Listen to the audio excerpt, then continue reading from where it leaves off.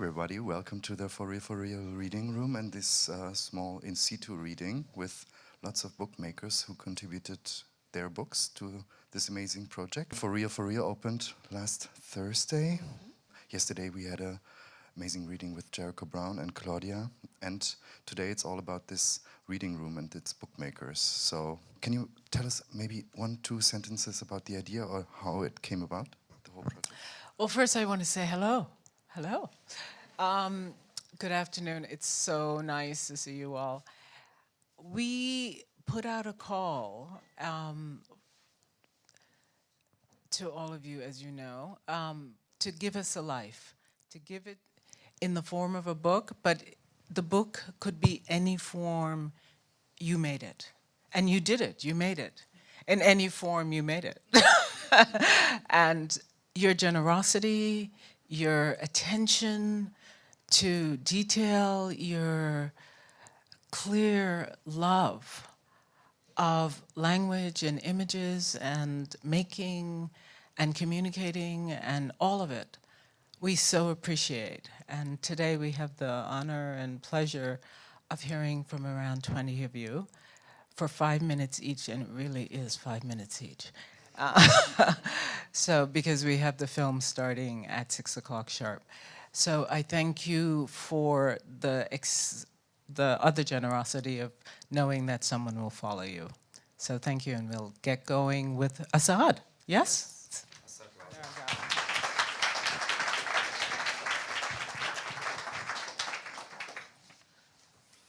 Thank you.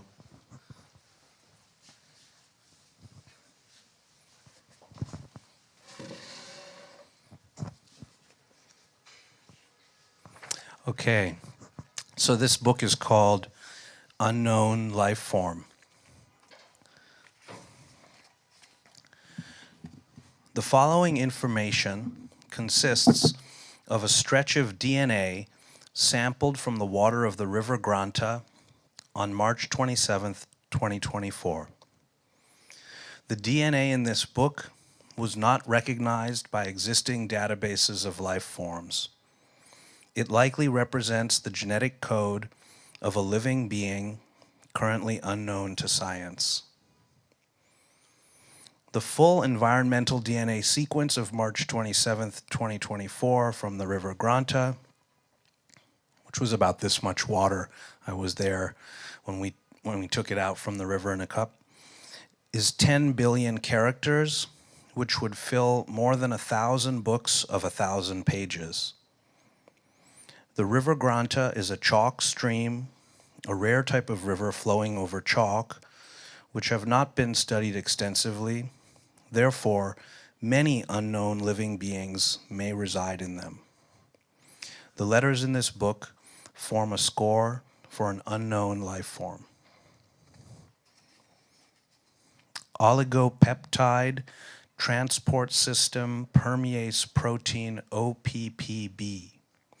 TGAGACAGAATTAGCGGT TCATCGGCTCC TGAAAAA TCAT GGATA TGGCGGAACC GCGCAGACTACG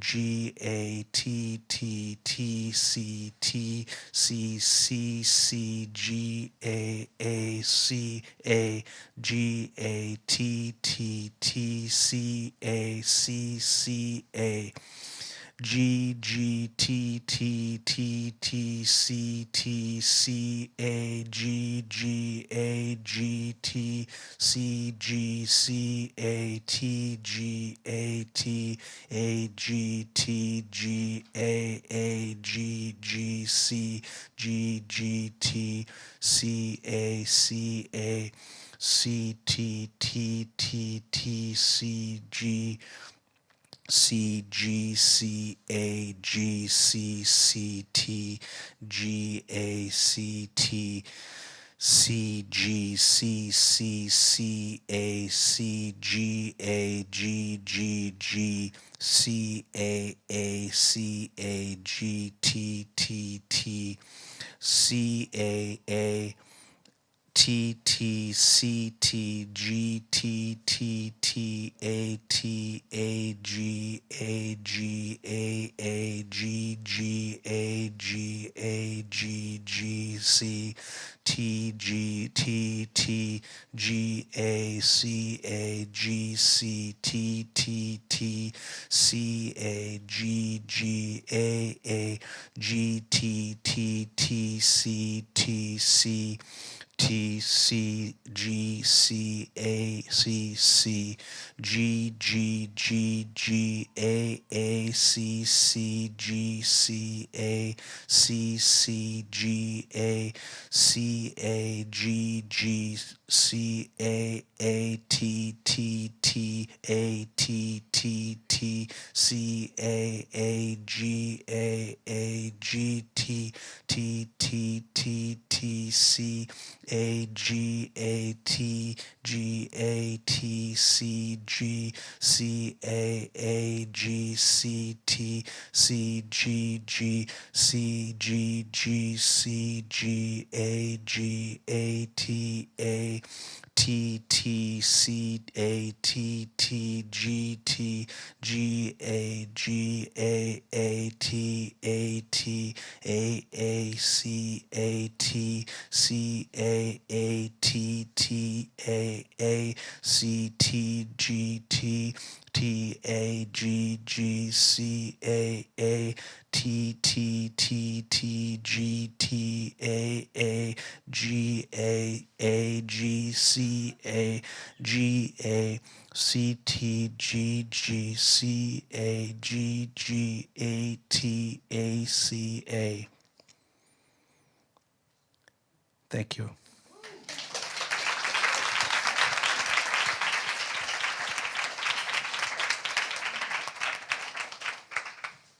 Thanks, Asad. Now I'm sad that it's only 5 minutes. Would have loved to hear more. Next one up is Logan February, former fellow of the D.A.D. Artist in Berlin program and poet. Hi, Logan.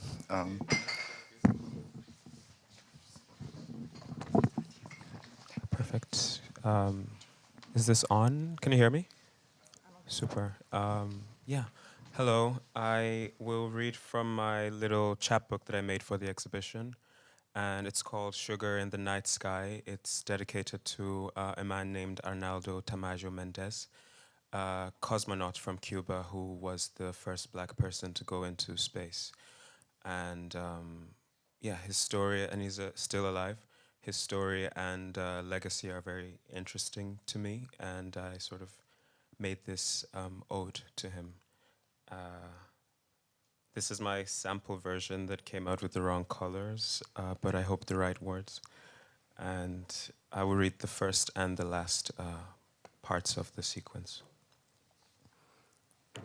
A life archipelagic, gaps, leagues, long vision.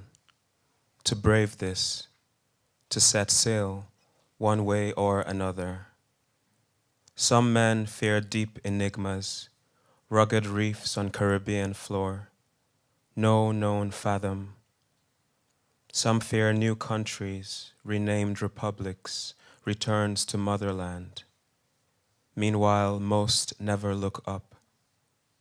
Fields of sugarcane remain unseen from sky.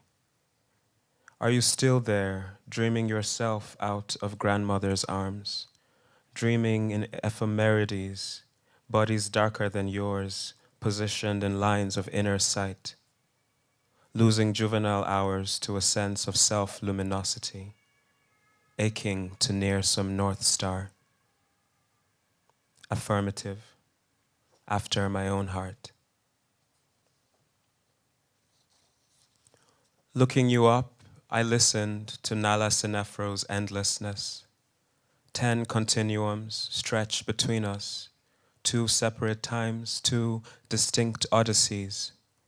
Jazz is a connective sound, ambient threads across points of starlight. Angels play harps and trumpets, poets conduct a hopeless song, aching for home. You re-entered pre-dawn in a dangerous dark. I tried on your spacesuit, only in theory, tried constellating you. Pages cannot contain a life. Your dreams and mine spill over, imperfect ensemble, a black descendance. You, with the Russian in the launch vessel and the space station, must have taken so many notes. But the harp is the only historian. The best music bloomed when I kept quiet. Careful out there, cosmonaut. Do you read me? I wrote this for you, Arnaldo, talking to myself. Thank you.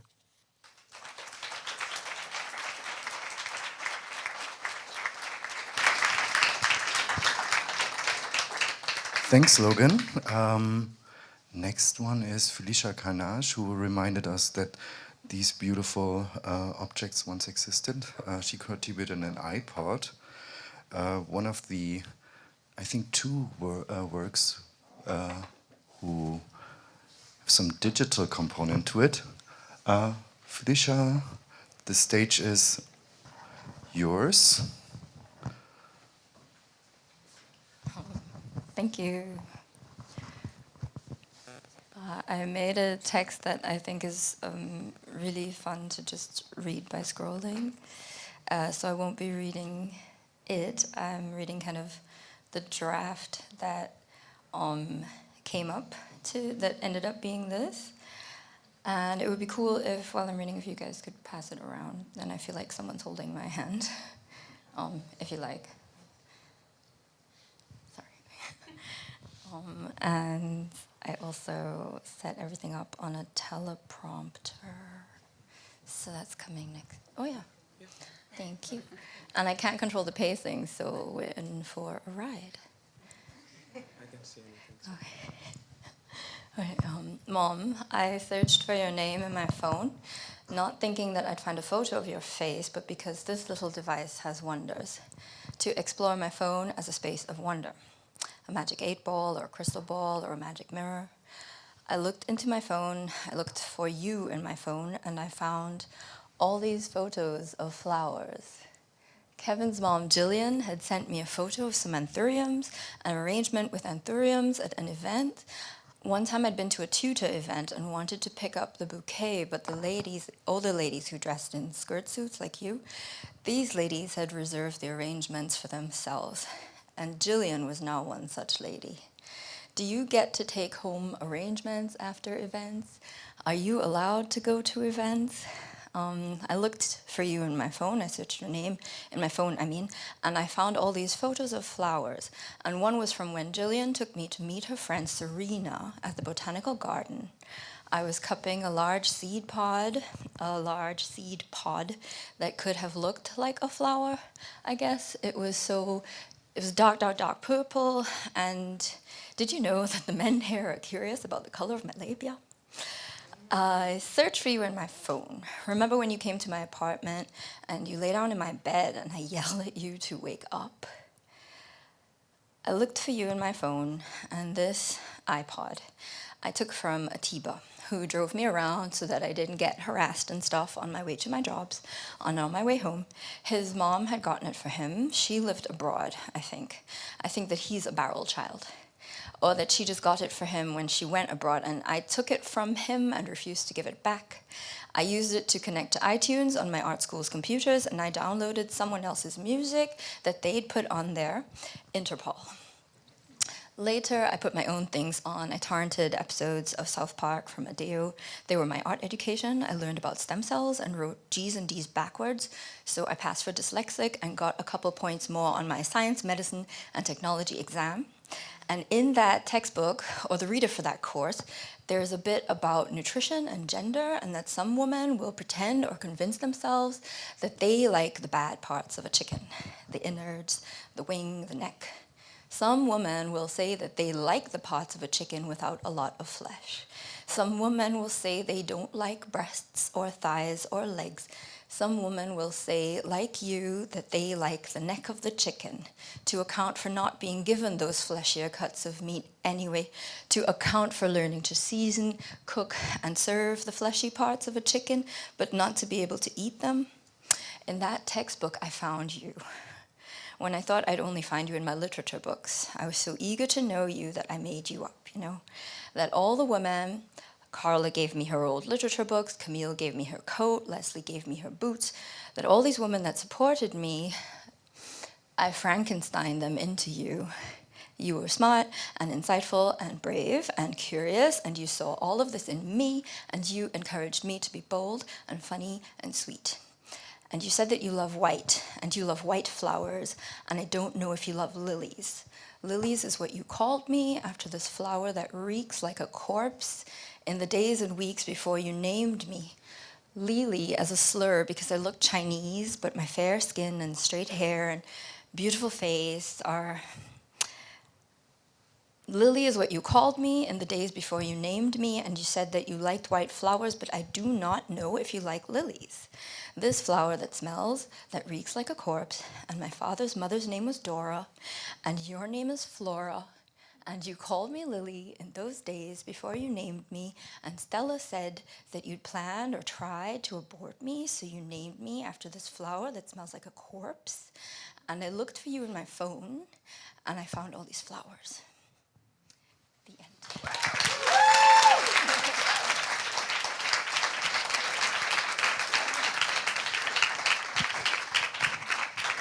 Thank you, Felisha. Next one is Kimia Godarzani. Where are you, Kimia? Maybe not he.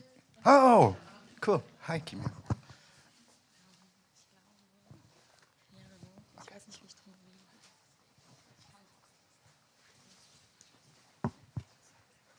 Hi, does this work?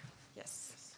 I'm Kimia, and my book is notations of words that I have found, written, and collected, which have then been reworked and reworked and reworked, and this reading is, as always, a fragment.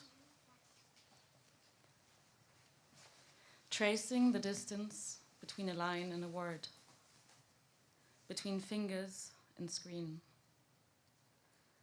Nagellack trocknet immer am besten, wenn man am Laptop tippt. Wenn man endlos Worte schreibt und schreibt und schreibt und schreibt und schreibt und schreibt und schreibt und schreibt. Mich selbst getäuscht, denn schreibe ich jetzt, ist der Tag schon vorbeigezogen, obwohl ich dem Schlaf noch immer trotze.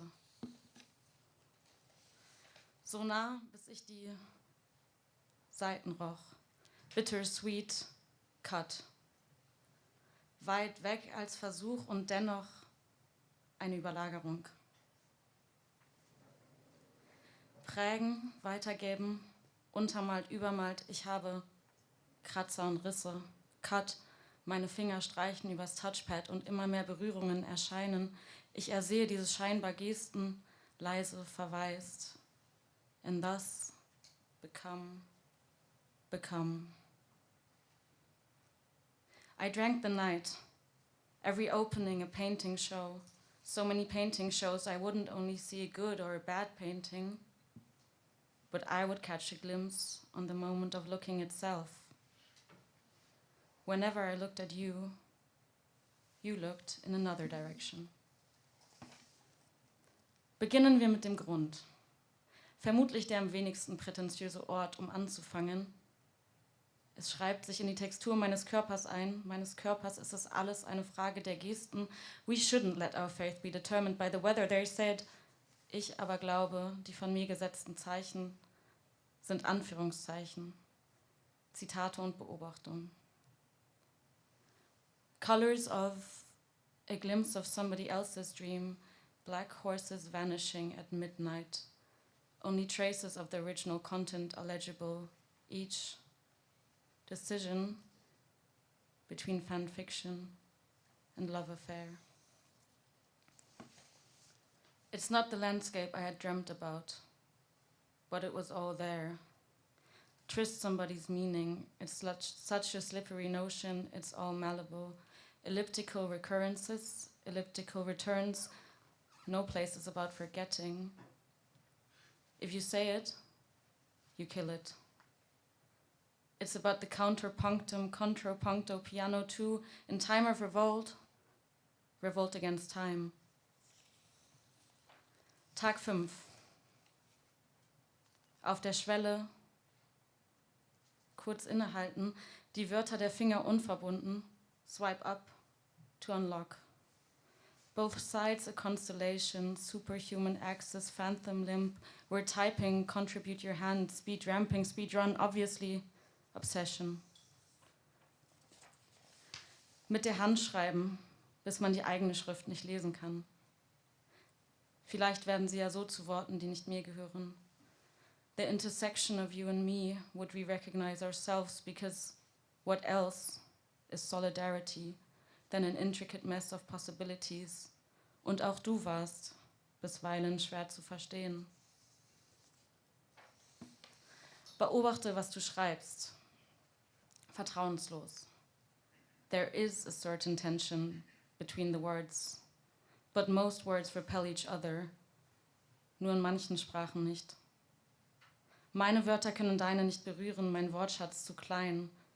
Kämpfe ich deshalb für Enteignung, denn ungeeignet war ich schon immer eigen. Trotzdem sagen wir im Versprechen, steckt immer der Fehler.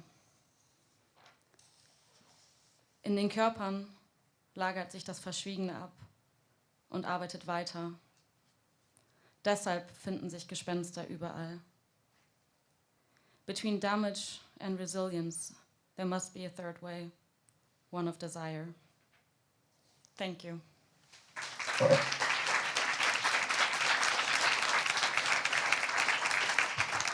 Thank you, Kimia. Is this iPod still wandering through the audience? Don't forget to bring it back. It's placed here. Our next reader is Sana Goldberg. Sana, welcome to the stage. Where are you? Okay. Hello, Sana.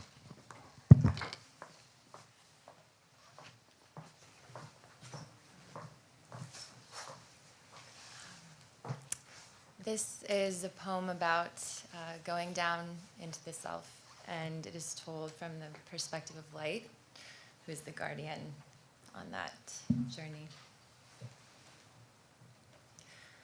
Light bending, blueprints for the interior. Preface by Light. If there is a real desire, if the thing desired is really light, the desire for light produces it. Simone Weil. We lived in the age of the watered ashes of stars, somewhere after the Huronian Ice Age and before the... We were born to a caste of sovereign mothers who watched as we rode above and beside, as we bowed at the orbital lines and poured into the whirl, and through parted starlight fell, in soft timber, across a cradle of water gravity made with arms outstretched. The moon exhaled, stirring the tides. The sun exhaled, tumbling out color. It was your turn to be alive, and there we were, a glittering droplet in time's palm. It was on time's chest the beings lined up, one by one, arms outstretched with containers of all manner, jewel boxes, glasses, bare hands cupped together, and into these vessels the random order of the universe doled out glittering droplets. When your mother dropped the glass, I blamed gravity, always pushing the stars in on themselves, that mother Medea, that mother of collapse. Dependence is the gravity of connection, the angel sang. Freeze, child, hold up a mirror, your mother yelled. A split second, and there we were, my rays caught in the snare, your mother's eyes twirling at reflection, and you in a cold blink of shadow. Arm losing feeling, eyes adjusting, your blue hands drafting blueprints as I found my way around the eclipse. Splitting each seam of darkness one by one until one day you dropped the mirror and ran, shards spinning out across the...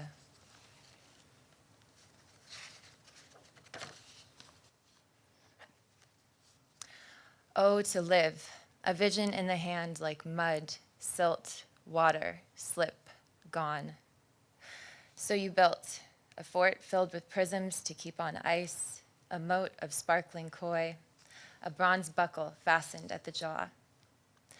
And in mirrors facing one another, you faced yourselves, arms hinged at the elbow, hands waving back.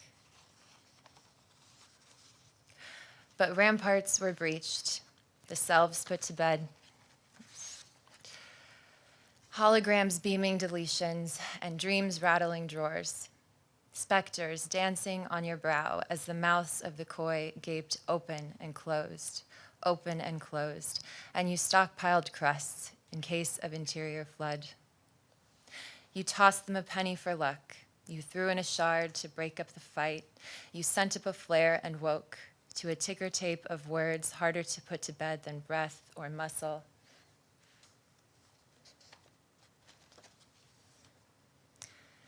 In the morning, you'd sift the glass, scattering glitter along the table. Candles, candles, beloved faces glowing. And not one, you thought, would have found your industry as clever as your mother. We looked for her in a crystal ball through a magnifying glass to see who struck match to the tinder and why the skies were still raining ash. All you knew, you said, was that you lived like you were running through a burning building. Are we seeing the same thing? You asked, mouth gaping, eyes wide, a blood moon tipped from the dais and sloping toward you, your feet bound to the spinning rock, casting red across its face. You closed your eyes, awaiting return to blue, and we rode, down and in. A comet through the throat, through the hollow bell of the gut, telescope back to the head. To nervous system dipped in acid, what's the latitude of placid? Top, down, bottom, up, nebula, nebulous, flesh, mirage. Stopper of sorrow, spindle of guilt, me, not me, what's the core, where's my hand? Heart be nimble, heart be quick, dread is sluicing, chips of glitter are calving off, if it keeps on raining. Have I survived? You asked the pinpricks in the tarp above your head. Back in, around the gaze, through the question, beyond the red, staring back. And there, in the cold blink, archipelago of the marrow deep.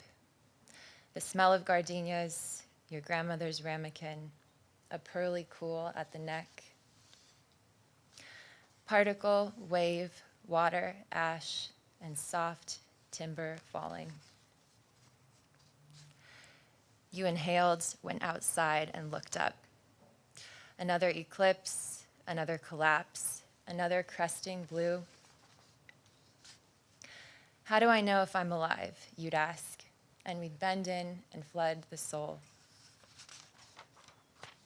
Thank you.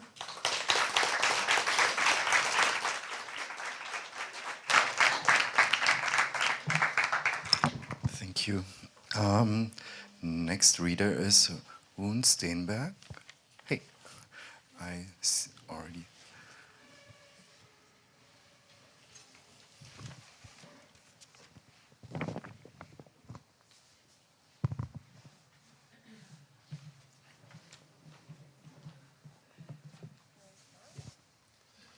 Thank you. Thank you. This book is a book of conversations between me and Kazakh land right activist and singer Janagul Jumatai from January 2nd, 2023 to February 9th, 2023, when she was forcefully disappeared by the police from Sabbah Rayon in Urumqi, Xinjiang Uyghur Autonomous Region, People's Republic of China. Enas has been so kind to come up and read Janagul's part along with me. Oh yeah. It's called When Rabbits Bite.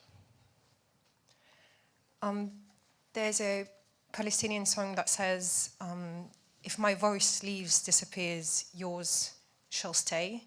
And if the singer leaves, the song remains.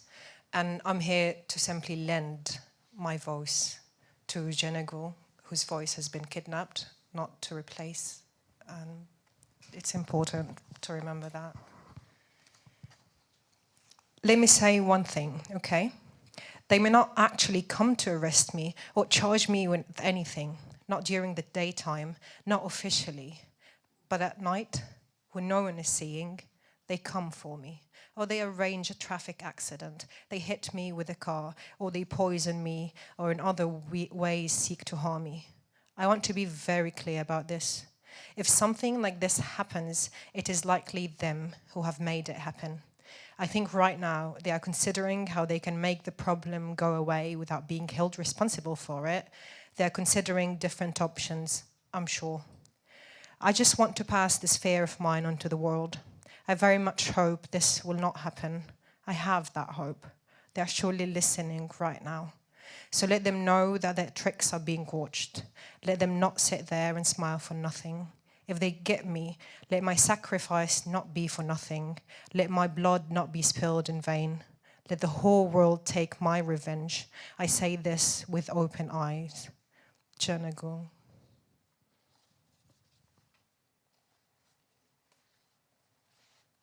10th call, 9th of January 2023. It's January 9th, 2023. The time is 1:45 p.m. I'm trying to call Janagul again. Today her sister was supposed to go to the Foreign Ministry office to find out whether Janagul will be given her passport or not. Noise. Skype connection sound. Skype connection sound.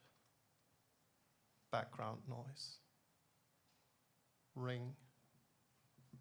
Ring. Ring.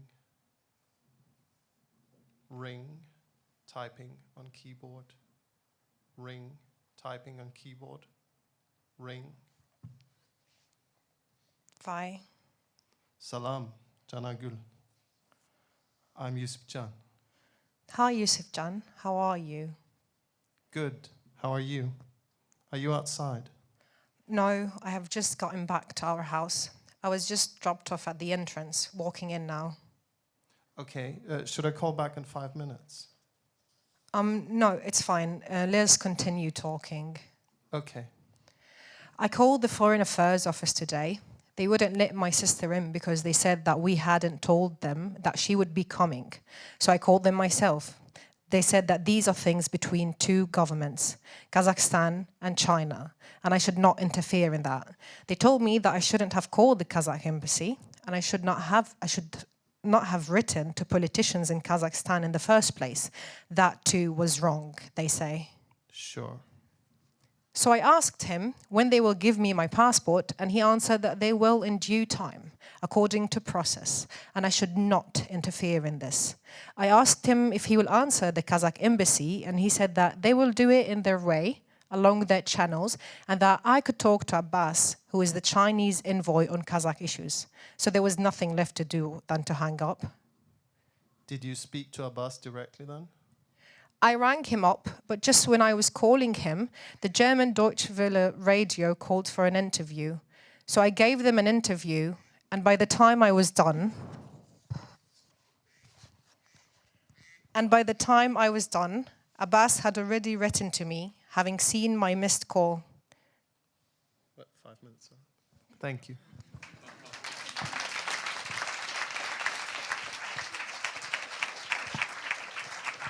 Thanks to you both, Enas, Sabbah, Rune, Steenberg. Our next reader is Isadora Knutsen. Where are you, Isadora? Welcome to the stage.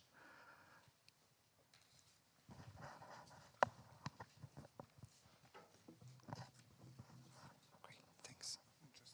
Okay.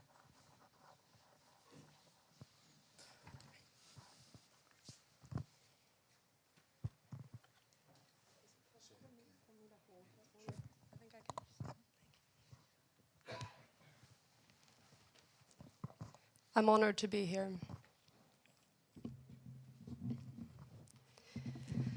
The place I always think of is a place I've never been.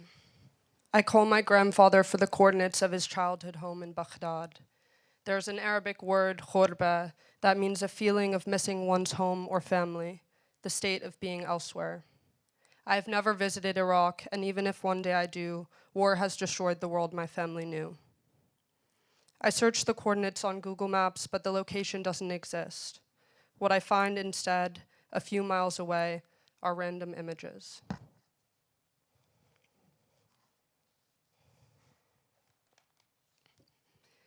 Memory was transmitted not only through the stories, but through the way of walking, sitting, talking, laughing, eating, hailing someone, grabbing hold of objects. It passed body to body, writes Annie Ernaux in The Years. There are certain forms of transmission that operate in ways we cannot explain.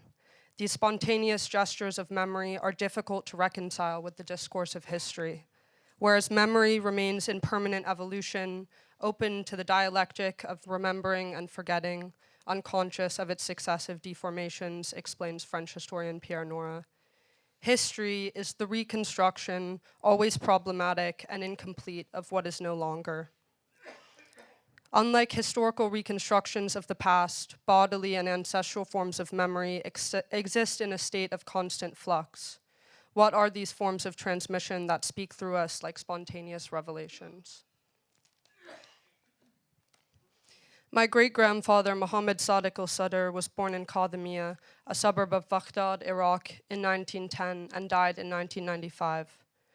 During his lifetime, he was a legal scholar, the Chief Justice of the Shia court in Baghdad, a senator during the pre-revolution period, as well as a writer and a poet. I first encountered his writing 2 summers ago while traveling in Europe to meet and interview my Iraqi relatives in diaspora, when my mother's cousin mentioned that his grandfather's notebooks were still in Baghdad. I contacted my great-uncle, my only close relative still living in Iraq, who sent me scans over WhatsApp of the notebooks, including poems he had written, as well as pages from texts written by distant relatives covered in annotations.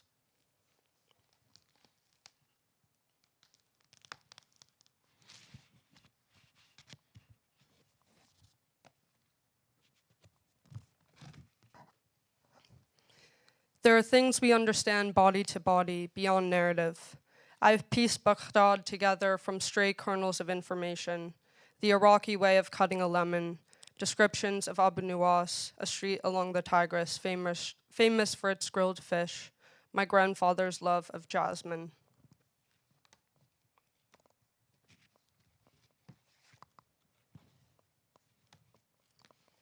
Proof that you lived is that you kept notebooks, write Fanny Howe in Love and I. However, notebooks could also offer proof that you had died or would soon, Maureen MacLean recalls a friend remarking.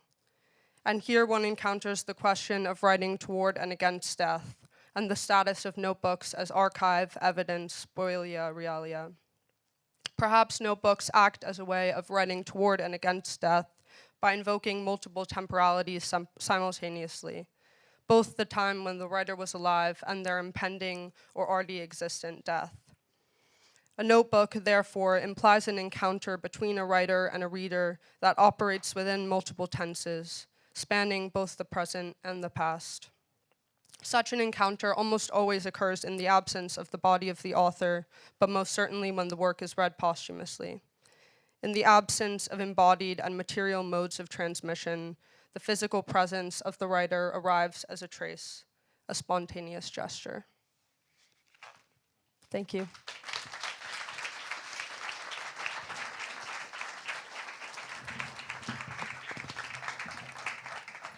Thank you, Isadora. Our next reader is Lauren Kolar.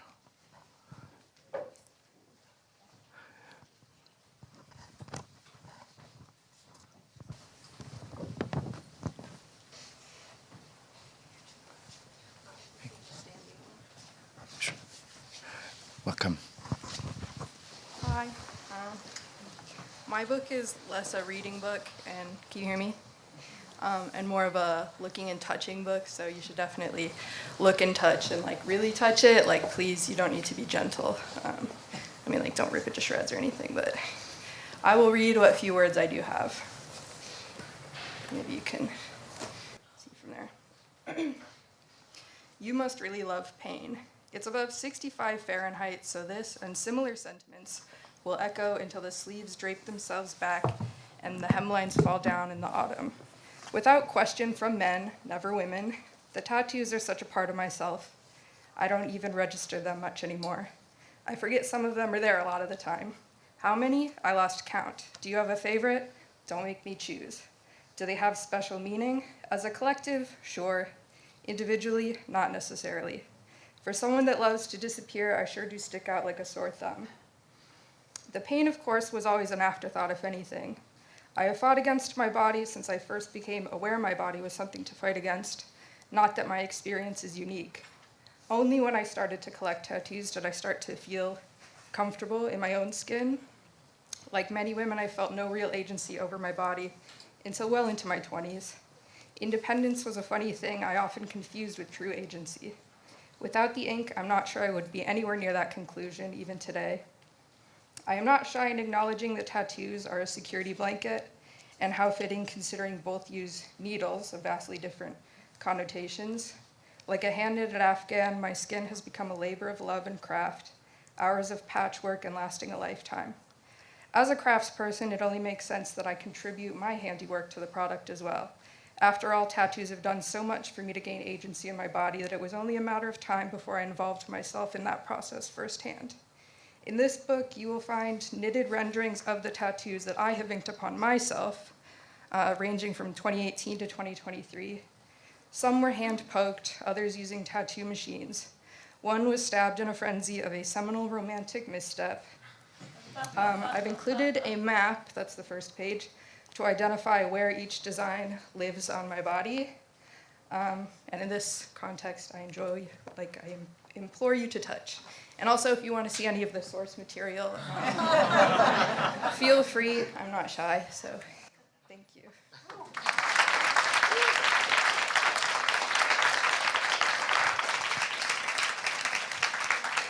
Thank you, Lauren, for the presentation and your very cool book. Margo Lucas is next on my list.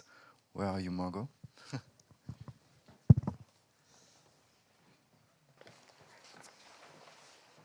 Hi, can you hear me? The name of my book is The Beginning of After. I'm at an opening in Soho, and everything about this night feels off somehow. I remember thinking, if tonight were a film, it would be Kubrick.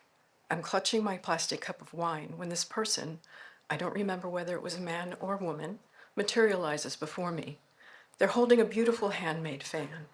It has 4 horses painted on it, and as it moves, the horses move. I realize what the image is meant to be, the 4 horsemen of the apocalypse. For no reason at all, this frightens me. It's a weird off moment, nothing more. But in the light of everything that comes after, I can still see it now. A week later, I'm packing up some art for delivery to Scholastic on Broadway, running late as usual. I'm not a morning person. My mother calls. Where are you going? She asks. I'm going down to Soho to deliver some art, I say. No, you're not, she answers. My friend Kim calls from her rooftop in Williamsburg. She's screaming. I haven't watched TV in 20 years, but suddenly I'm convinced that I need one. I have to know. There's a Radio Shack on 7th Avenue and I run there. It's a beautiful day. The color of the sky is the brightest azure blue. The sun is liquid gold on my shoulders as I run. I remember that. I reach the store just in time to see the second plane strike. It's on every television screen in the store, so I stand there frozen, watching it happen in what feels like hundreds of the same image at the same time. Fire, smoke, death. I think this can't be happening. I think this is the end of the world. After that, my mind goes kind of blank, and everything begins.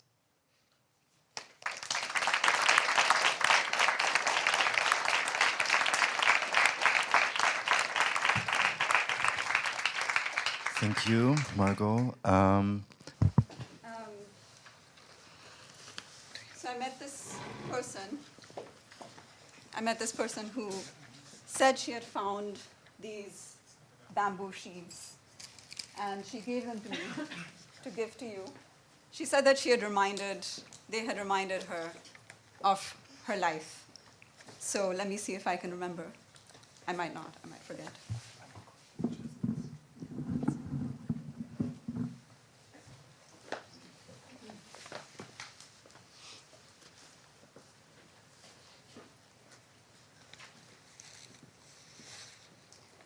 The bridge rattles. A child in sleep flails her arms.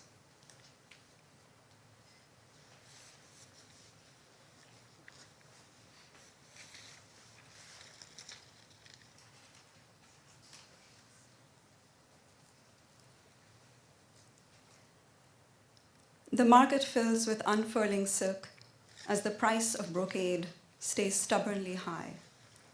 A tremor in his fingers as he feeds the crushing rollers.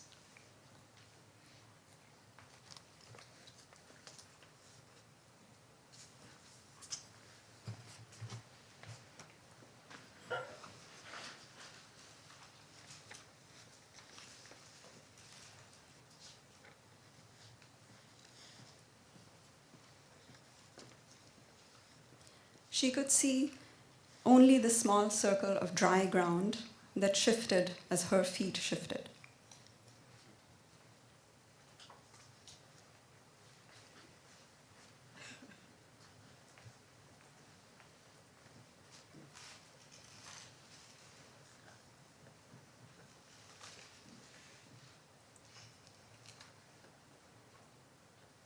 Homes so small the beds lie outside. From a balcony, a woman watches. Like a leaf loosened from the tree above, she tells me this news. A child fell off the roof last night.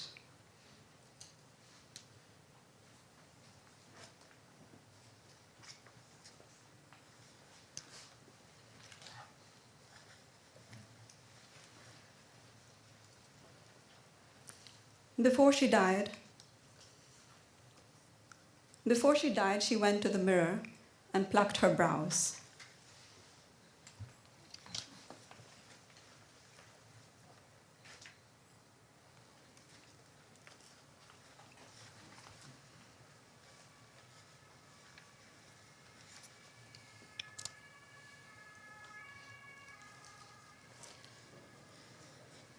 Usher me under your umbrella and ask about something like my cousins. The sallow one, the smooth-cheeked one, the springy one, the old house overrun with cousins.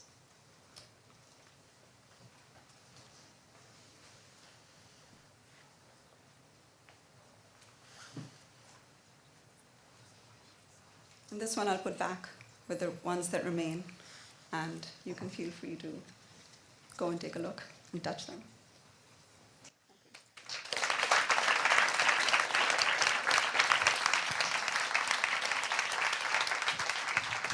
Thank you, Nandini. Our next reader is Tracy Biga MacLean.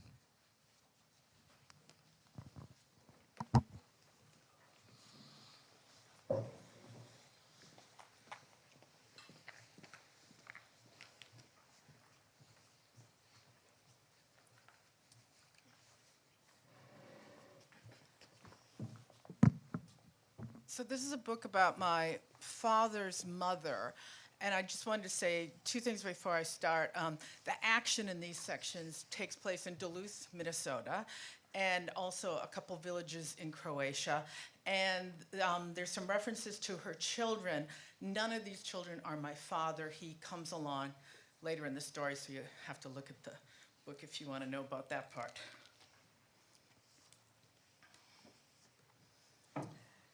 In my father's scant retelling, his mother, Filipina, had immigrated because of poverty, summed up with this description of the living conditions in her Croatian village: dirt floors. But her story included an unexpected detail. According to my father, his mother had immigrated twice. As a child, this was an odd concept for me. I had learned about immigration into the United States in social studies classes, and in that version, the flow of people only went one way: from the old world of blighted potatoes, unjust inheritance laws, oppressive religious demands, and stifled economic opportunity, to the new world of clean air, hard work, arable land, and assimilation. It's estimated that during the era of mass migration, 1850 to 1913, 1 in 3 immigrants returned to their home country. My father's mother, who arrived with her family for the first time at the tail end of that period, in 1913 at age 16, was one of the 1 in 3 who went back. And then she immigrated to the US a second time. One of the earliest official documents I've seen related to Filipina is a newspaper article published on October 8, 1919 in the Duluth Herald, with an odd 3-part headline: "Many apply for divorce. Ruth McKenna charges husband, a matrolman, threatens her life. Several others seek to untangle errors of blind God." The errors appear to be bad marriages.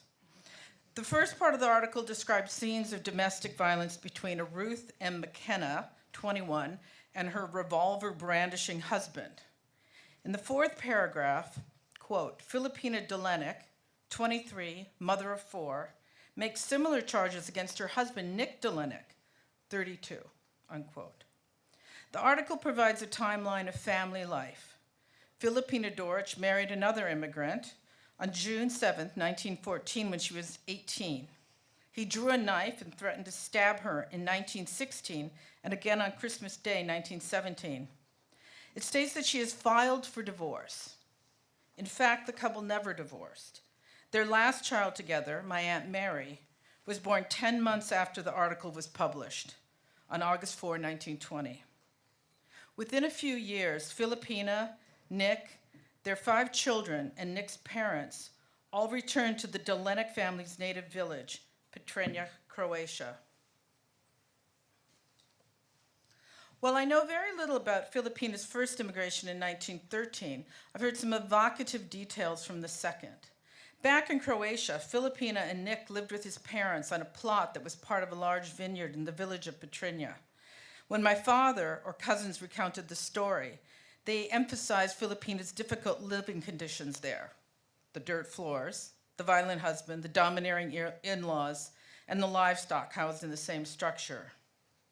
Sometime in 1925 or early 1926, after an argument, according to Aunt Mary, Filipina left Petrinja. She distracted her 3 older children, Olga, John, and Stephen, by sending them into the vineyard to chase birds away from the vines. With her 2 youngest, George and Mary, and carrying a wicker suitcase, she walked to the home of people my cousins refer to as the helpers. These friends or relatives were probably in her native area of Merkopol, a 95-mile journey on dirt roads. They were so poor the children had no shoes and their feet were bleeding. Filipina worked there for nearly a year to earn money for their passage back to the US. When they had enough, they walked and hitched rides to Cherbourg, France, where they eventually embarked on the SS Leviathan. Later, Mary described how she and George ran around the ship and, never having had enough food for themselves, watched with dismay when leftover food was thrown off the stern. The family landed at Ellis Island in New York Harbor right before Christmas on December 20, 1926. Filipina never saw her 3 older children again, although she exchanged letters with them and with the helpers in Merkopol throughout her life.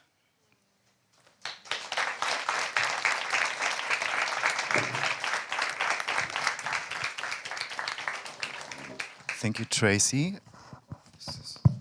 Thank you, Tracy. Our next reader is Fiona McCrae. Hi, Fiona.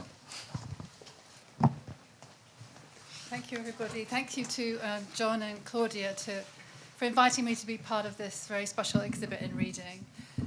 It's been so moving to see so much and to listen to so much. My book is called Cynthia in Rooms and Gardens. The entryway. I want to introduce you to my mother via the rooms and gardens of the houses in which she lived. Her homes were in Kenya, where she was born in 1934, England from 1961, and the United States, where she moved to be near my husband and me in 2010. By then, she was suffering from Alzheimer's. One little look of her, the baby, and at the end of her life. The bedroom, 83 years between the first bed in Nairobi, Kenya, and the last bed in St. Paul, Minnesota. Carriages on wheels in both places for extra day sleeps. People nearby to help her. What were her first thoughts? What were her last thoughts? Let's look at her chest of drawers, a mirror on top for putting on her face every day. Always foundation, not much makeup, and subtle lipstick. She advocating wearing bright colours when visiting the elderly or sick as a way to cheer them up. She only slept with one man, her beloved Alistair. They had 55 years together before he died from lung cancer in 2009. For this project, I read the love letters from 2 periods when they had to be apart early in their marriage. Last visual. I got so much archive stuff, I could put the originals in. Some originals.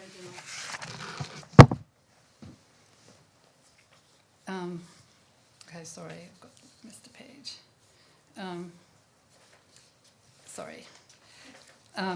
Exhibit, an air letter in my mother's hand. Alistair, can I tell you about an incident on our honeymoon which I've often thought of and hold very precious? It was very early morning at Mac's Inn, and I was awake and you asleep. I lay and looked at you sleeping so quietly. The sun was just coming through the curtains. I watched you and loved you unbelievably much. I thanked God for giving your happiness into my keeping and promised him that I would cherish it with all my being.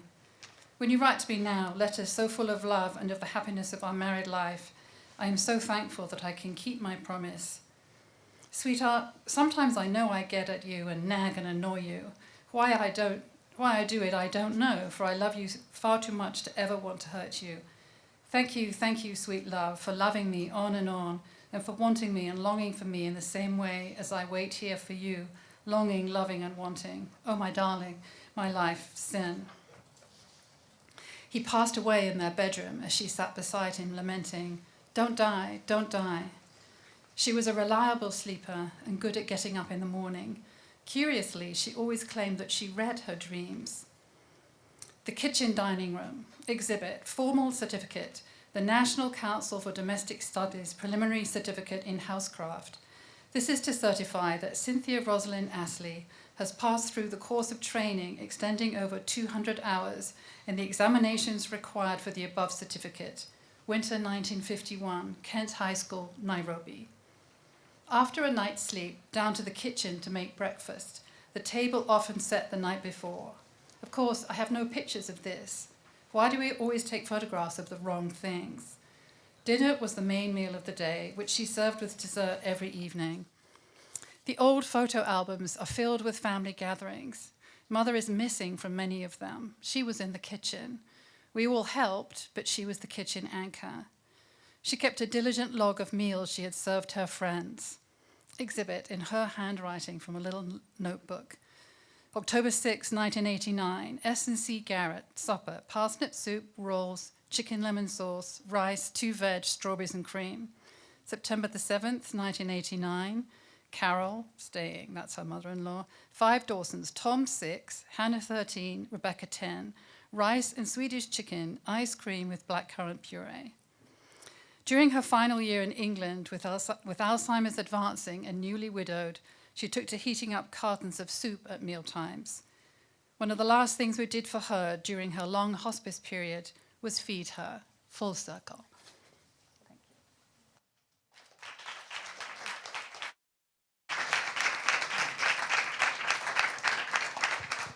Fiona McCrae, thank you very much. Our next reader is Anne O'Connor.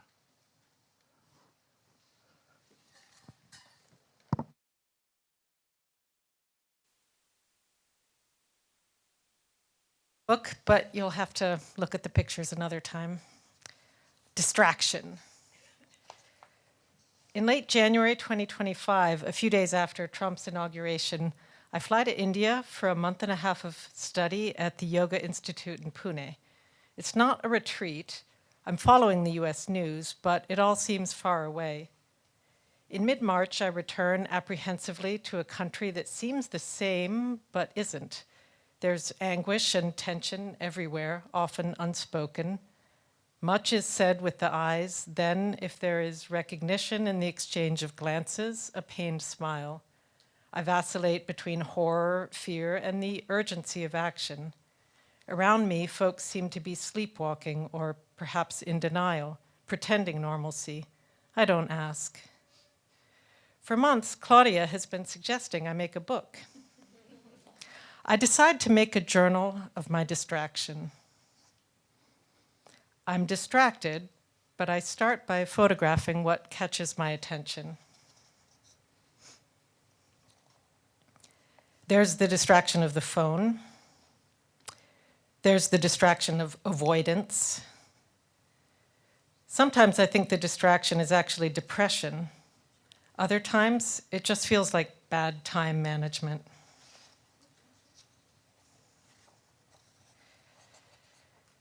April 3rd. Today I realized that observing my state of distraction is making me less distracted. Contemplating my distraction, it occurs to me that yoga and photography are both very much about creating a heightened sense of focus and absorption. Getting to that state is fantastic. Why then is it always so hard to start? What does distraction look like in a picture? Do you photograph the thing that distracts you? Do you make pictures that invite the viewer to become distracted themselves? A distracting photograph. What would that be? Or do you photograph the consequence of distraction? For example, pictures of neglect, disorder.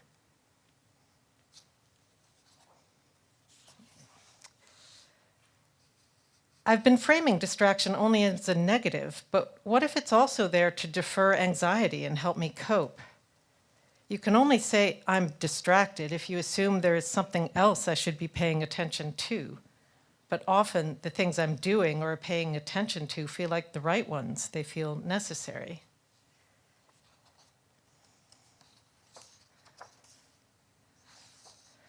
Sometimes this project itself feels like the distraction.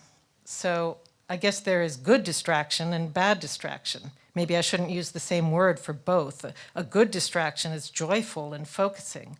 It's absorption or concentration. If it involves agitation, anxiety, fear, paranoia, fatigue, overwhelm, and alienation, it's bad distraction.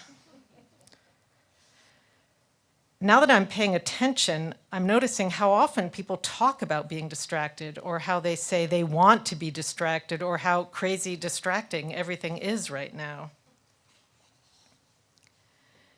The regime is intentionally weaponizing distraction. The sheer number of shitty things they're doing is meant to overwhelm us. The chaos becomes a smokescreen, so we lose track of how much they're doing. How do we resist it? What are we doing to resist it? I've been thinking about what the Yoga Sutras have to say about distraction. Stilling the fluctuating mind is literally the first stated goal of yoga, the path to being in your own personhood. The alternative is distraction, constantly identifying with your own thoughts, seeing the world through your own ego. I think what I've been grappling with is how very hard stilling the mind actually is.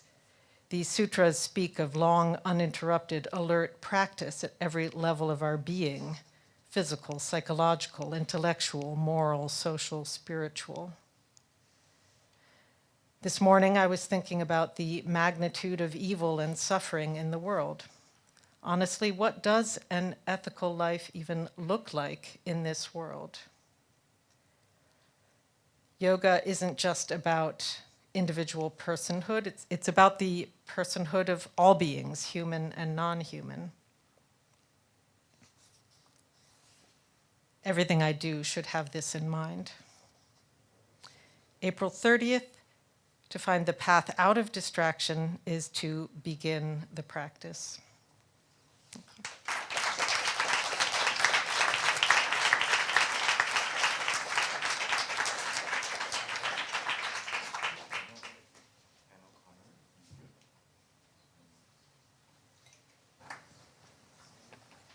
Anne O'Connor, thank you very much. Our next reader is Nasima Sophia Razizadeh.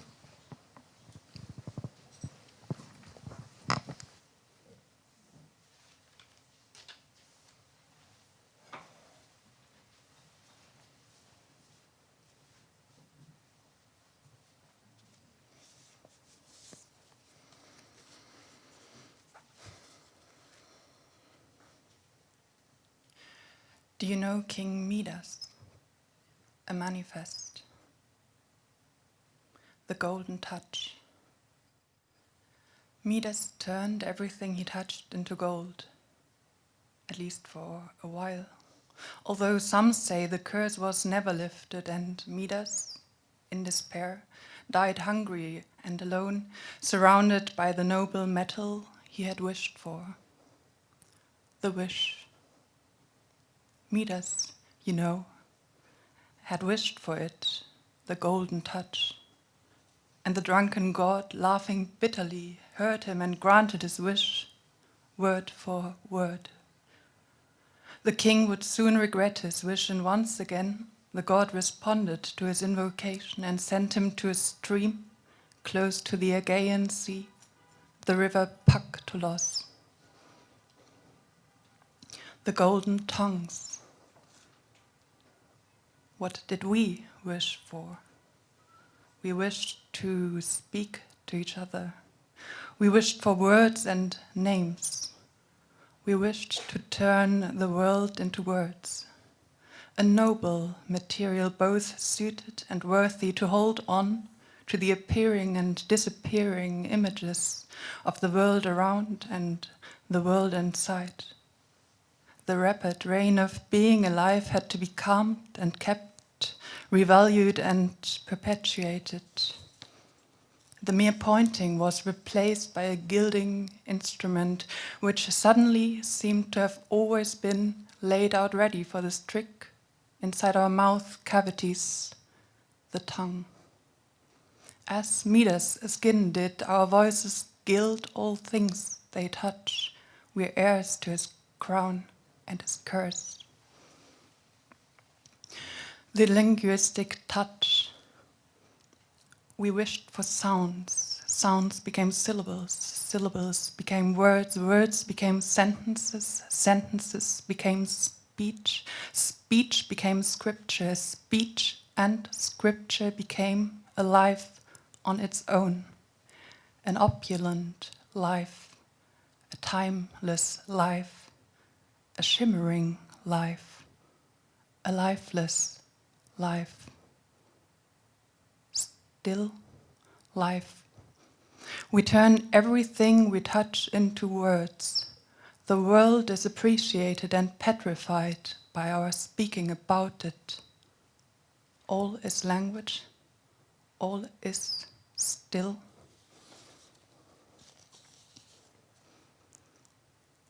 Gold and oblivion.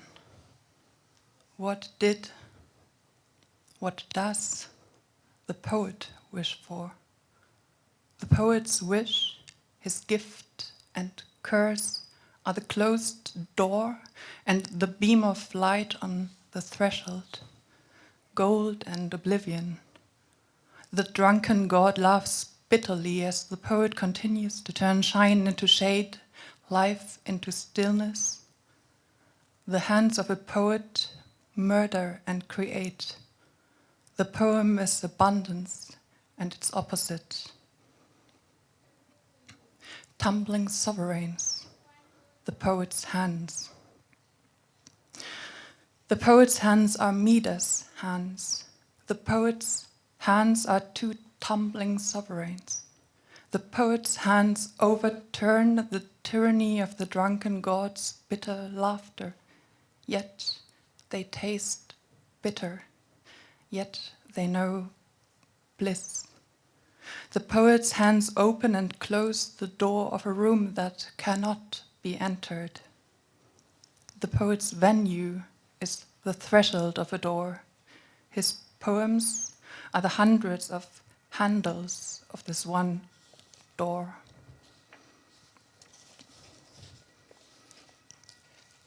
Temptation and tragedy.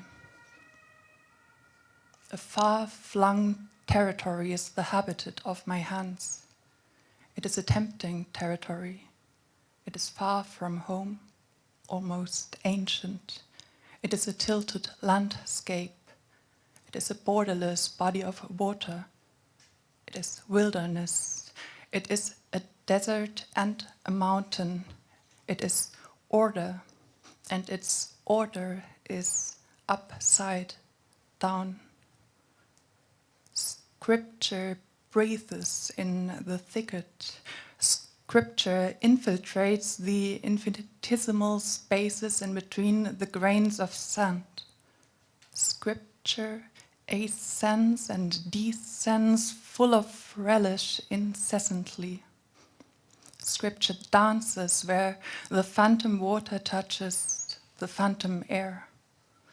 Scripture prances along its borders, declaring their inexistence. Scripture negotiates at each corner its own conditions, a constant whispering, meek, and at the same time martial. The habitat of my hands is a single entity dominated by pairs, tenderness and strength, birth and apocalypse, anarchy and style, temptation and tragedy, day and night, gold and oblivion.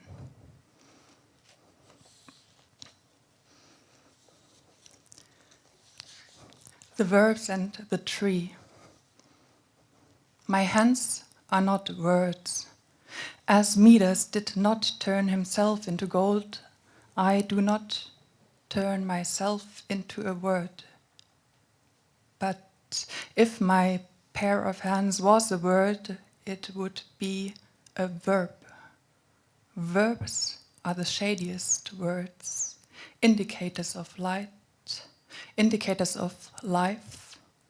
Verbs are the lightest words, birds almost among the words, and so would be my hands if they were words, twig-like birds, mimesis of their longing, and the object of their longing, the tree.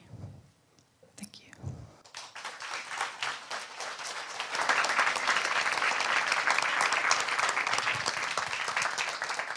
Thank you, Nasima. I would like to invite to stage Jody, Ellant, and Gideon Reiter.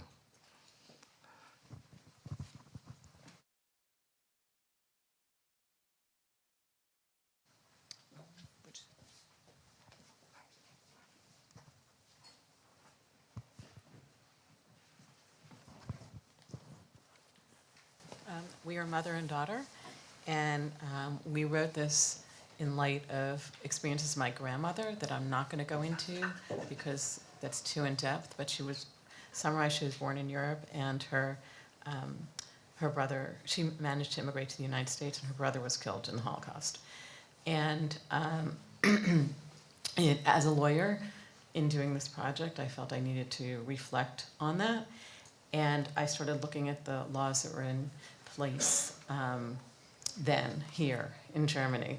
And the book's title is, Yes, It Can Happen Here, referring to the United States, but I guess we could have done something more interesting because it's being discussed here in Germany.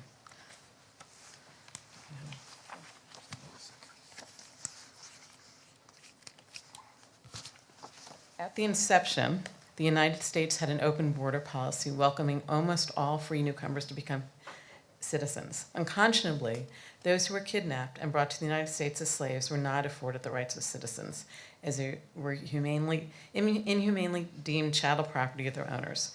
It wasn't until after the Civil War in 1865, with the passage of the 13th Amendment, which abolished slavery, that enslaved African Americans were afforded citizenship.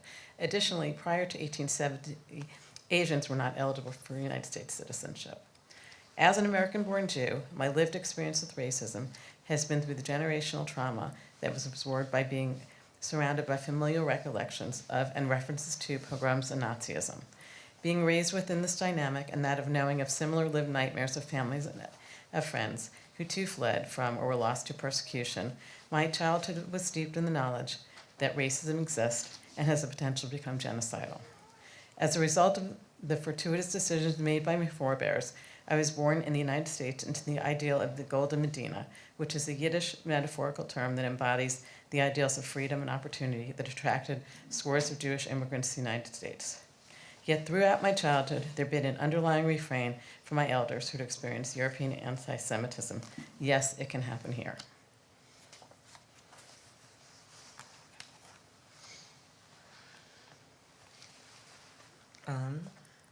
And I'm going to read a poem that is in here.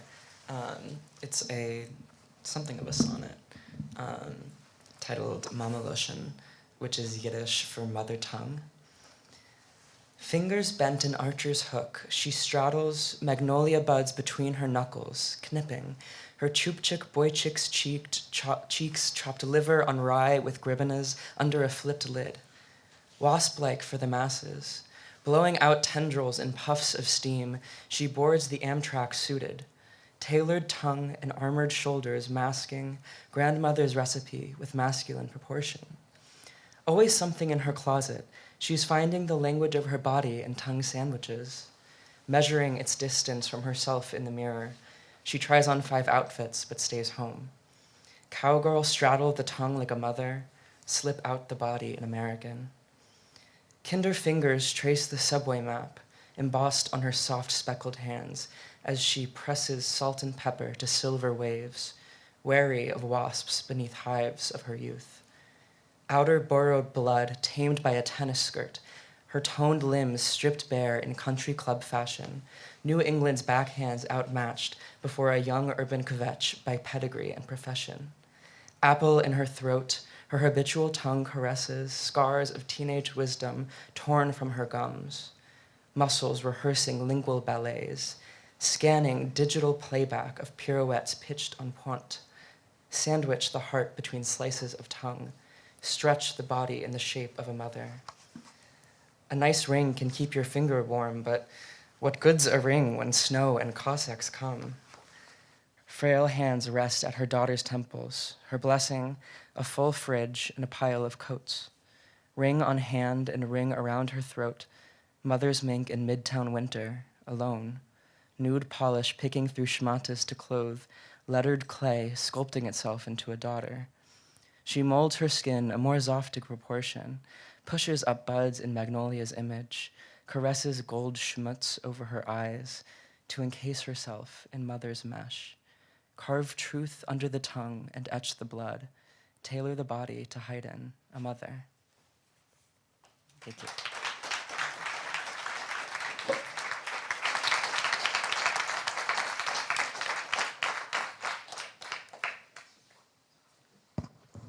Thank you, Jody and Gideon. Our next reader is Simone van Saarloos. Where are you, Simone?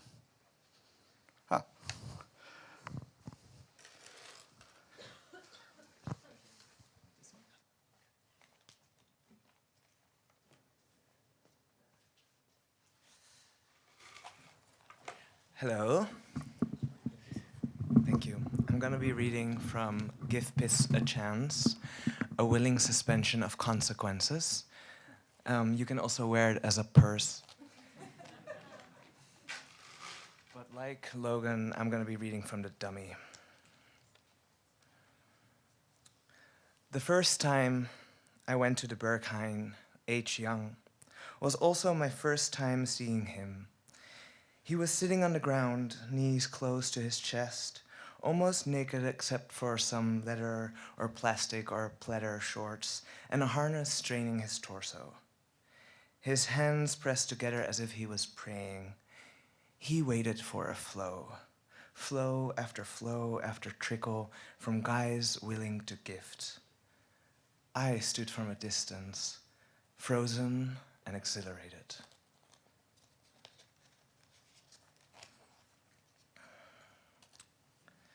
Between 10 and 12, I was not able to walk. It was a complicated time. After an experimental hip surgery, I slowly recovered, but not enough to go back to my favorite sport. The doctor, who couldn't find a cause but saw me go back to walking nonetheless, responded to my grief with a story. He said, "When I was young, I always wanted to own a Ferrari, but I never had the money. Now I have enough money, but my old back and knees cannot handle getting into the low seat." His name was Van Balen, which translates to Dr. Bummer.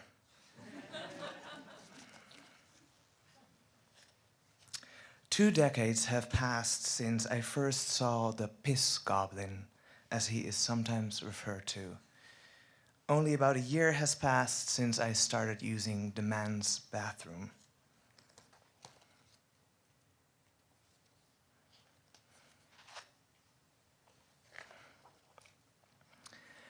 I ask around in the Berghain and learn that nobody has seen him since the pandemic.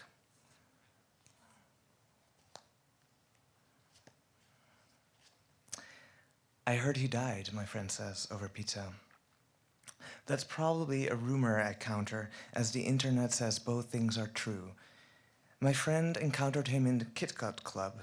He would stand next to the line for the women's bathroom and ask if you'd like to pee in his mouth. I kind of regret that I didn't do it. I didn't dare to, but it would have been interesting to try.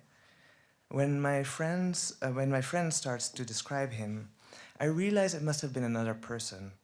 Apparently, the Kit Kat piss guy was a really big guy, wearing a long skirt with ruffled layers, a lace top, and his face and ears were covered in silver earrings. That was 2018. Then during COVID, so many people said, "You know the guy who asked you to pee in his mouth at the Kit Kat Club? He died."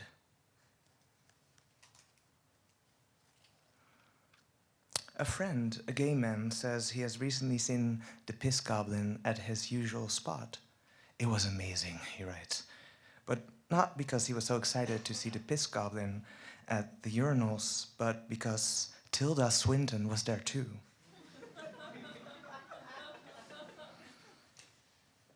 Perhaps the piss drinker is not who I crave him to be, honoring a Berghain boycott in support of Palestine.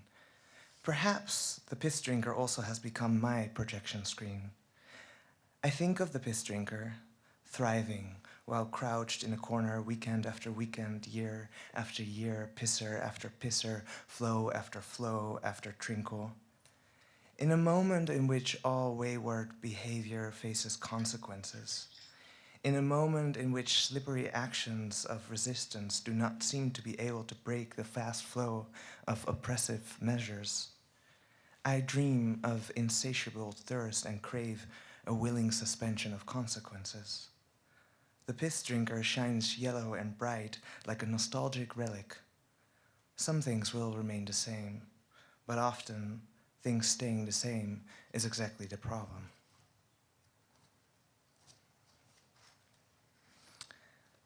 I have medically transitioned. I have been welcomed into gay male spaces and men's bathrooms. I have access to bathhouses and can have my fun cruising. I have bought a silicone dick with a bowl as balls and a pee hole at the tip just to fulfill my long-standing desire to piss on the piss drinker in the Berghain. When I learned that the goblin had disappeared or even died, I considered my transition fruitless. Becoming trans for this one act and in hopes of hearing bitte, bitte, up close, suddenly seemed a little overcommitted, a little romantic and redundant. I had missed my chance at fulfilling my trans purpose. In a time when becoming and being are conflated and perversions are eradicated with the demanded use of clear demarcations, in hopes of defending oneself, all while participating in a process of self-eradication by fearing what it means not to be a single being, and by neglecting to celebrate unrespectable life, I reorient towards another meaning, searching yet another convincing reason to be, to behave, to become trans. As long as clarity is required, there are always false explanations that sound like a true story. And now, I have heard that the piss drinker is still alive. I have heard that he is still or again visiting the Berghain, and even maybe also the Flinta parties, begging to be pissed on. But free flow at the urinals is not enough when Palestine is not yet free from the river to the sea. And genocide has consequences. And there is a boycott. And Dr. Bummer never got to have his own Ferrari. Thank you.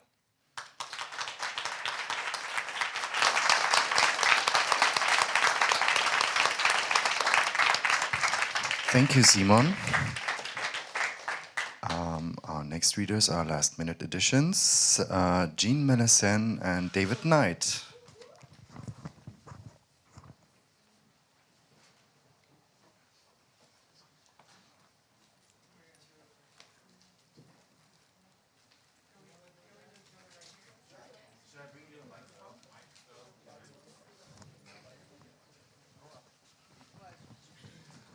You're doing the film. They want to see us. Oh, should we go? Sorry. Perfect. Hi, everybody. We have a video that we're going to show, so we're going to intro the video. So just to sort of start off, Jean, you should introduce yourself for a minute. Yeah. I'm Jean Melisani. This is the book that me and David created with a bunch of folks who are not able to be here because some of them are on parole, and we're working on a huge archive in the U.S. So Jean's a brilliant photographer, filmmaker in Oakland, California. I'm David Knight. I'm a Black Studies scholar based in New York City. And the book that we created is entitled Something's Moving Inside. And it mixes photographs done by Jean with several life stories that are part of a larger human rights documentation project with well over, as Jean was saying, 200 other people across the country and around the world, actually. And what the project's entitled is it's entitled Movements Against Mass Incarceration. And what the project does is it documents the political movement work and the artistic, cultural production work that people who have done in prison, who are currently in prison or who recently got out. And yes, in the United States, but also well beyond in countries like Colombia, Kenya, Australia, Mexico. And so we invite you to look at, to explore the project, look at the book, but also know that every life story shared belongs to the individual who shared it. These are narratives of becoming, of transformation, resistance. Individuals also shared their writings, their visual art, and other materials with us. And there's many things to learn from this, many things, much wisdom that was shared. A couple of things that just stand out to me is one, that people transform not only their own lives, but also society from institutions that really sought their destruction, that seek their destruction. And the second thing that stands out to me is that we learn that the political work that people do inside and their artistic cultural production are really woven together in a daily kind of practice. It's like two chords in a single song that has really reached people and really changed not only the way people think about the prison system, but think about what it means to be human and what's possible for all of us. So behind us is a video that Jean made that I think really comes directly from people themselves and tells you more about the project. So enjoy.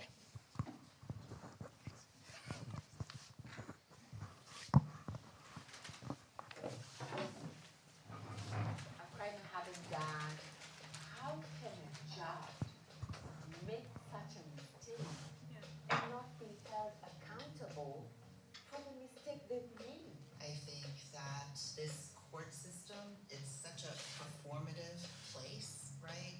Whether you're performing for the judge, you're performing for the media who might be in there, and then you're performing for the jury. And it's not even about the truth. Part of hegemony isn't just like enforcing a culture, it's also eliminating all other ideas.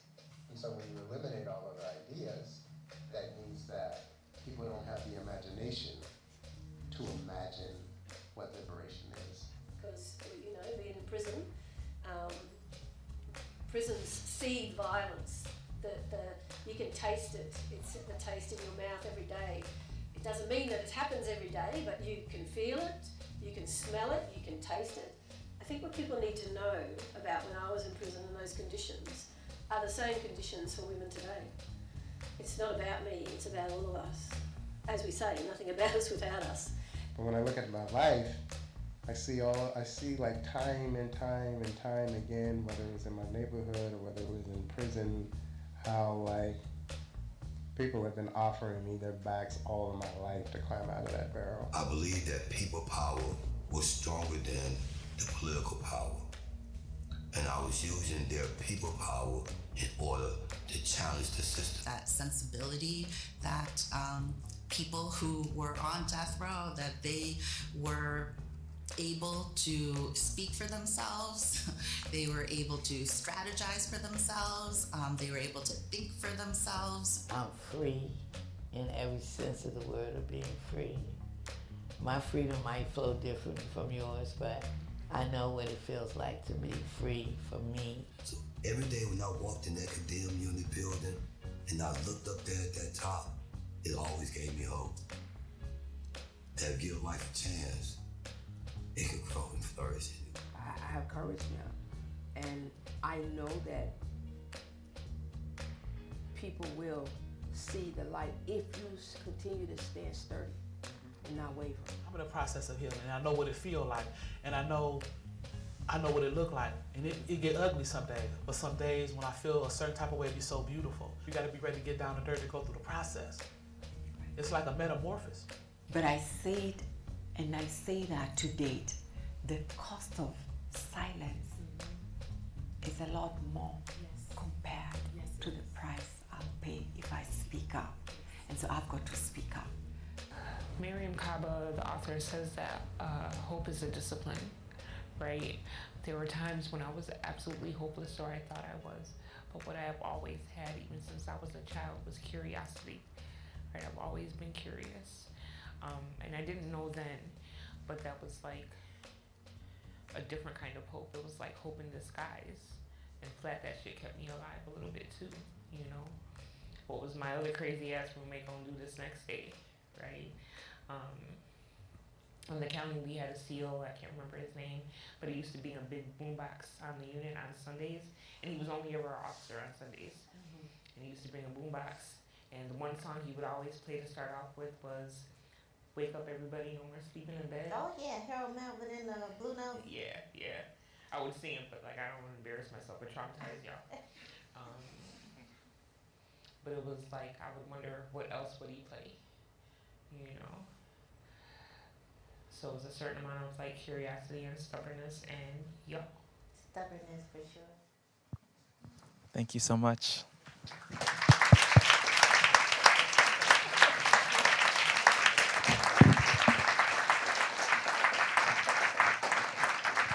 Thank you, Jean and David. Our next reader is Wilson Villaverde.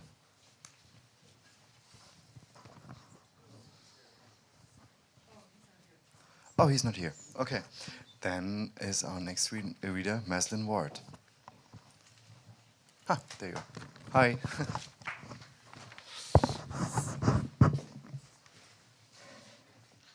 Hi, everyone. My book is called Autobiographies of Fear, and it's about women in my family as well as other white women. And the portion I'm going to be reading is about and in response to Amy Cooper, and I'll just give a brief context. Amy Cooper is a white woman who called the police on Christian Cooper, a black man who was bird watching in Central Park, because he asked her to leash her dog, who was off leash in an area that requires leashes. Christian Cooper took a video of the interaction, which went viral, in which Amy Cooper repeats in a frantic tone that an African-American man is threatening her to the police. These poems explore Amy Cooper's performance of victimhood using language from an op-ed she published 3 years later. There is no correcting after the fact. I just felt fear is not a racial word. I said African American. I was a woman alone.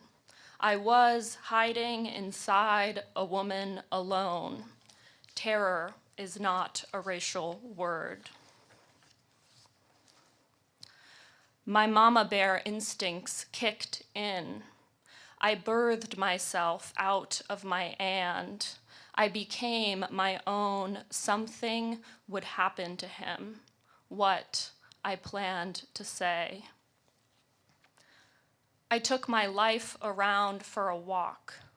I took my dog, whom my life revolved around, for a walk. I took a walk with my life around an unfamiliar and. A secluded and voice boomed at my life, and yes, my life walked off leash. Yes, as a victim, and I took the leash off my and, my yes walked off.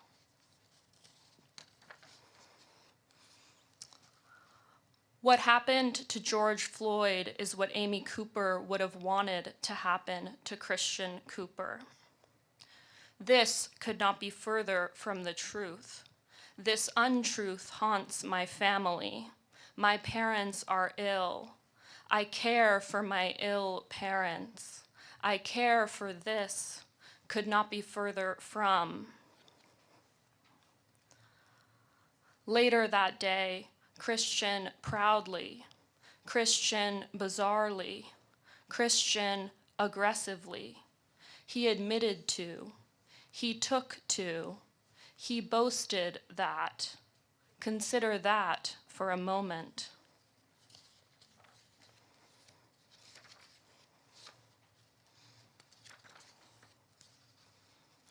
Amy Cooper and I have something to say. At the advice of my desperation, I had an apology to give you. At the advice of my vulnerability, I had an apology to give you. At the advice of my apology, I had a desperate and frantic context to give you. At the advice of my ill parents, I had an I am afraid to give you. I am afraid because my fear left my hands at a time when off-leash was allowed. I am afraid for the women who felt safe around my fear, who lost their safe place too.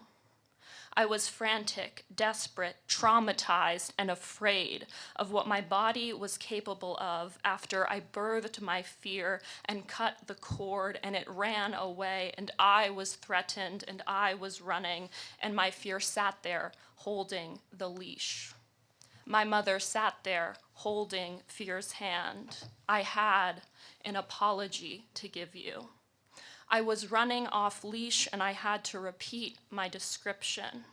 I didn't think you could hear the whole story. My mother grabbed me by my collar and it was a false collar made of hateful narrative. The narrative hated me even though I tried to love it. I tried to kiss the narrative. She said no, even though she was mine. Was my fear that day irrational? I stuck my tongue down my fear's throat. I grabbed it by the collar. It was mine. Thank you.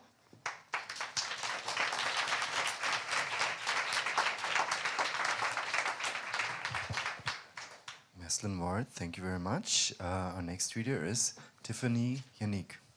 Hi, Tiphanie.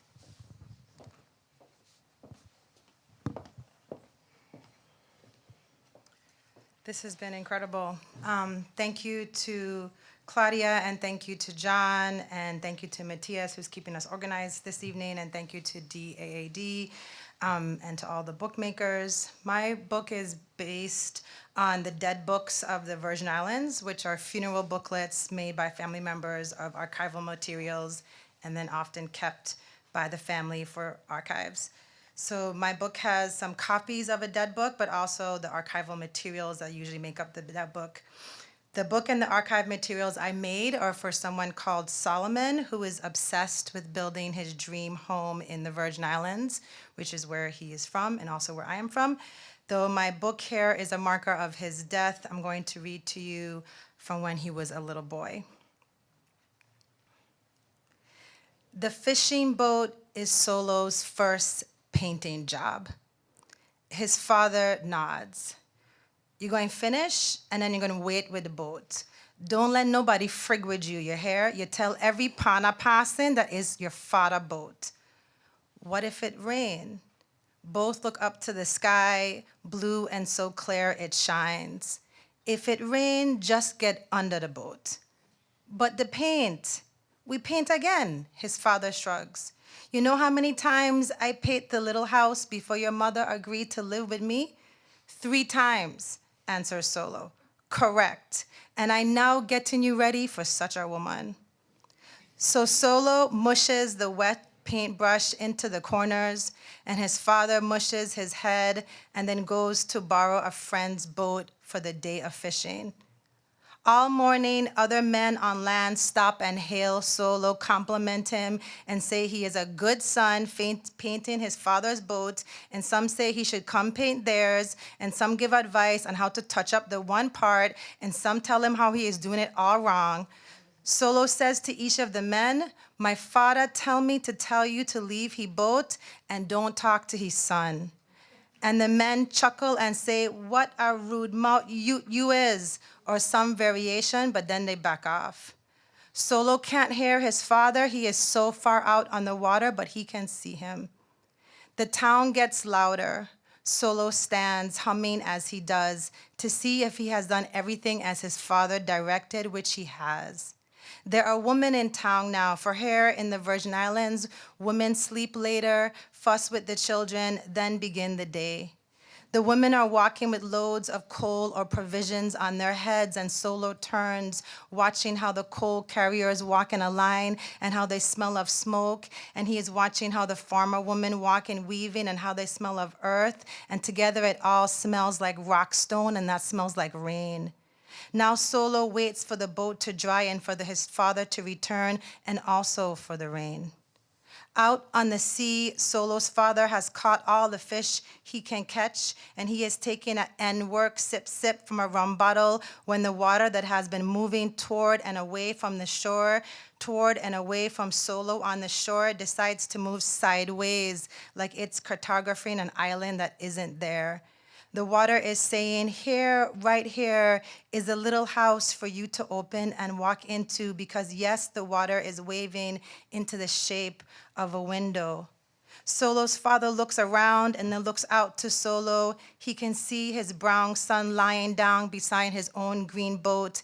If the father shouts, his son will not hear. So the father leans to the square of water that is widening and stretching and speaks into this ocean's window to Solo on the other side. Get up, son, run. On the land, Solo hears the ground speak to him. Get up, run. Solo gets up, but he cannot run. The problem is that Solo's father is out there on the water, and Solo can see that his father is now rowing the boat out. Though Solo can swim, he knows he would never make it to his father, not with his father rowing away, plus the ground has never spoken to him before. Out on the boat, the father is rowing as fast as he can out into the ocean, but the father keeps looking back. His son is standing that he can see. The boy is not running. Instead, Solo loses his footing, falls.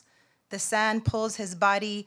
Come to me, the sea is saying. This is where you are from. This is your first home.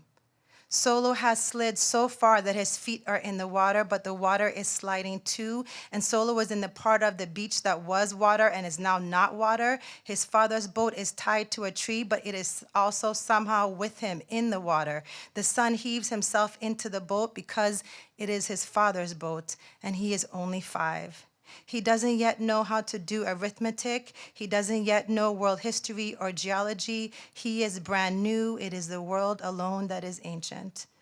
The father out in the water looks back. The son is crouched in the boat, and the boat is being sucked into the new island below the sea that the water is making, but the son is also looking at the father run.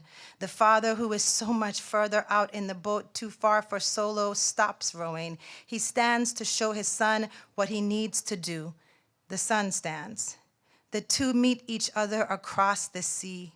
All around them, people are squealing, the sea leaving us, free fish left behind.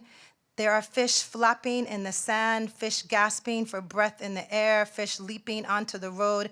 Who needs fishermen today? Here there is fish free in the street. No one needs fishermen except for Solo, who needs this one fisherman, his father. The father steps out of the boat and runs to show Solo what to do. This is such an impossible thing, his own father running on water toward him, that Solo understands. He turns and runs. Solo does not see the water rise like a wall, now without a door or a window, that nonetheless slams closed on his father. All around Solo, the fish are tasting their last breaths.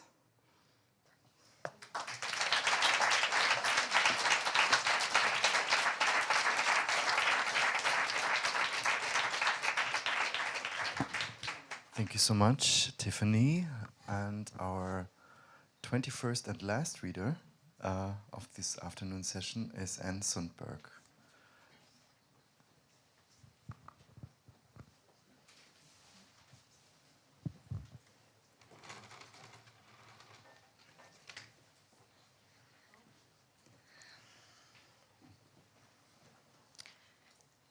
Years ago, shortly after recognizing the contradictions of using electricity generated by nuclear power to make a video about nuclear waste, I began folding a series of chrysanthemum boxes. 17 years ago, while packing for a residency where I hoped to find the public version of a private body of autobiographical work, I came across the origami boxes and impulsively added them to my work sample. 17 years ago, a stranger interrupted my first meeting with the studio manager, making a beeline for the chrysanthemum box with a hand-sewn atom hidden inside. Later, I found out she'd survived the bombing of Hiroshima as a child. She asked how many sides it had. I couldn't remember, so together we counted 12. 10 days later, after nights of restless dreams that I'd misplaced something important, I woke with clarity as a film strip played in my mind. I saw my finger pricked, drawing a drop of blood, then another finger was pricked and our blood mingled. Somehow this oath would unlock the mysteries of the chrysanthemum box. The next morning, sitting in silence, all the separate sets of artwork I brought to the residency suddenly reconfigured into one unified circular piece with a 12-sided black box at the center. 16 years ago, while storyboarding my mandala, I discovered it had 144 pieces, 12 times 12, but only 78 stories. 78 seemed like a strange number until I learned that 78 equals the sum of the numbers 1 through 12. I decided to make a deck of 78 cards that could be arrayed as the mandala. Following the internal logic of the artwork, I designated one black card as the chrysanthemum box, with the rest of the deck evenly distributed between the 7 colors of the spectrum of light. 15 years ago, new schematics began to appear at regular intervals. Sometimes I needed to swap in different stories to accommodate the expanding scope of the deck. I allowed myself these substitutions as long as the new story also made sense in the preceding schematics. Over time, I realized the schematics were functioning as a spatial algorithm to get the correct data set into the right order. Ultimately, the 12-sided box landed on double-digit power number 44. 11 years ago, while listening to a rehearsal for the premiere of Vijay Iyer's Brutes, I suddenly realized I'd been configuring one of my schematics incorrectly. Instead of the chrysanthemum box at the top, followed by 14 rows of cards, it belonged in the middle as the pivot point, with 7 columns of words to the left and 7 columns of numbers to the right. 8 years ago, glancing at a stack of transparencies of the schematics, it was the closest I'd come to a multi-dimensional geometry I'd seen in my mind 7 years earlier. Then I realized that all 7 schematics interlocked around the same black box. I finally understood that with each new schematic, I'd been calibrating the deck to a geometry of source. 6 years ago, we climbed a hill to our house trade on the outskirts of Berlin. Tucked in my pack were the 78 cards, but I wasn't exactly sure how to use them. I woke up the next morning knowing precisely how to play the game. It was deceptively simple. We played and I drew the chrysanthemum box, which confirmed to me that the instructions were correct. Coming and going, I became curious about the antique radio towers across the street and learned that the first radio broadcast in Germany occurred on this hill on the winter solstice in 1920. 4 years ago, while beta testing the game in North Carolina, the elusive black box was picked in back-to-back games. I realized the game wanted to multiply and that the 7 schematics could be used as a tool to generate a new data set for another version of the game. This opened the door for 2 of the players to create a new version of the game, one queer and one a Cherokee version of the game. Today, the deck awaits inside my book in this gallery. While my personal stories were essential in creating the 78 cards, they are extraneous when playing the game. Take advantage of this chance to shuffle the deck and play the game. If the 12-sided box shows its face, it means the deck is wondering, why are some questions still waiting to be asked? And I have a couple extra decks today, and so if there's room before the film screens, and if anyone wants to play the game, it's here.